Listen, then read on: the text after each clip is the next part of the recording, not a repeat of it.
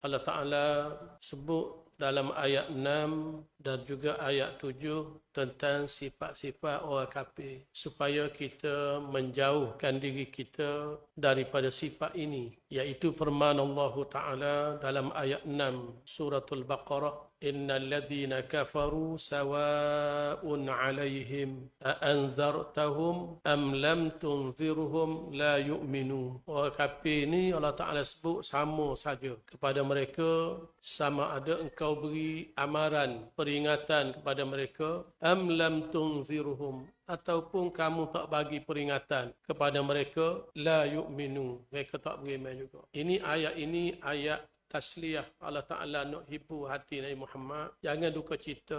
Kerja Nabi-nya nyapa. Orang yang bahasa kerah pedas, sepuh Abu Jahal, sepuh Abu Lahab dan seumpamanya ni, royak dengan dok serupa. Tapi kena royak. Walaupun royak dengan dok serupa, tapi kena royak. Kena dakwah, kena ajar, kena bentangkan kepada mereka kebenaran Islam, keindahan Islam, comelnya Islam, kena royak. Khatamallahu ala qulubihim. Kerana mereka tak terima kebenaran, maka Allah tak teri hati. Royak pun engkar juga, royak pun engkar juga. Lepas tu kita bila orang royak kebenaran, jangan kita engkar. Tuhan teri ni sebab keengkaran. Falamma zaru azaghallahu qulubahum. Bila manusia seleweng daripada kebenaran, Allah Ta'ala selewengkan hati mereka. Hati kafir. Ini sebab khatamallah. Jadi kita bila dapat petunjuk hidayah Allah, nur iman masuklah diri kita, pegang molek.